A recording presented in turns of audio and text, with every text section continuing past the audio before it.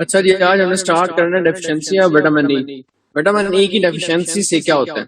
मे cause following disorders: haemolysis, break down, lysis rupture हो जाना, फट जाना, ब्रस्ट हो जाना, आरबीसी का rupture of RBCs membrane due to increase lipid for oxidation, तो लिपिड की इंक्रीज्ड ऑक्सीडेशन हो जाना।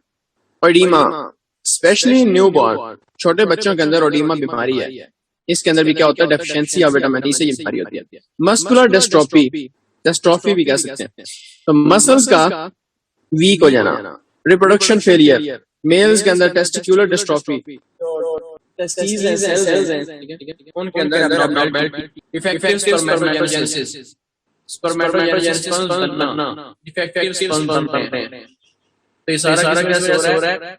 विटामिन ई की कमी से। फीमेल्स के अंदर infertility due to abnormalities in menstrual cycle, यानी reproduction of resolution of foetus, foetus जो है वो रिजॉल्व हो जाता है, यानी अबॉर्शन।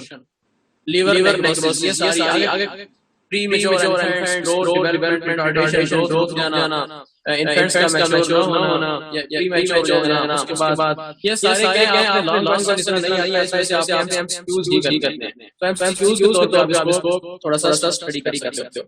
इसके यूज क्या है विटामिन ई के? रिसेंटली विटामिन ई जो है वो नॉक्टर्नल मसल क्रैम्प्स, कभी-कभी क्या होता है कि बंदे बूढ़े कहते हैं मसल में रात को सोया हुआ करवट ली तो उधर ही मेरा मसल अकड़ गया, पुल हो गया, उसको कहते हैं क्रैम्प। इसके यूज के अंदर इंटरमिटेंट क्लूडिकेशन, फाइब्रोसिस डिजीज, एथेरोस्क्लेरोसिस, ये सारी डिजीज के नाम है।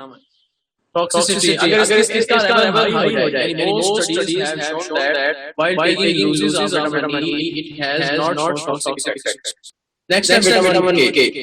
The name vitamin K stands for coagulation vitamin. Coagulation यानी coagulate करना blood. Given by scientists to substance that prevent hemorrhage. कहता है कि hemorrhage से बचाने के लिए जो substance होती है, कि साइंसदान ने इसका नाम इसका coagulation vitamin रखा था। K coagulation. Its deficiency is characterized by hypoprothrombinemia. Prothrombin एक क्लॉटिंग फैक्टर है, इंट्रिंसिक एक्सट्रिंसिक पाथवे के अंदर फिजियोलॉजी में शायद पढ़ा, तो हाइपो कम हो जाना, prothrombinaemia, and prolong prothrombin time, और प्रोथ्रोम्बिन टाइम उसका प्रोलॉन्ग हो जाना। इसकी डेफिशिएंसी की कैरेक्टरिस्टिक्स अलामत। इसके synonyms: anti haemorrhage vitamin, haemorrhage से बचाता है, कोएगुलेशन विटामिन है। इसकी केमिस्ट्री के अंदर vitamin K is a fat soluble, ये भी फैट सॉल्युबल है और हीट स्टेबल है, लेकिन कहता है it's sensitive to light, light से सेंसिटिव है और ऑक्सीडाइजिंग एजेंट से, जो ऑक्सीडाइज करता है, addition of oxygen, loss of electron और removal of hydrogen. Chemically there are 3 forms of vitamin K, K1, K2, K3। K1 plant organ है और इसको phylloquinone isolated from alpha plant का नाम है, उससे निकाला जाता है और फाइलोक्विनोन फॉर्म में chemical name. K2 bacterial organ है और इसको menaquinone prenoquinone. Next K3 synthetic product है, यानी लेबोरेटरी में प्रिपेयर की जा सकती है।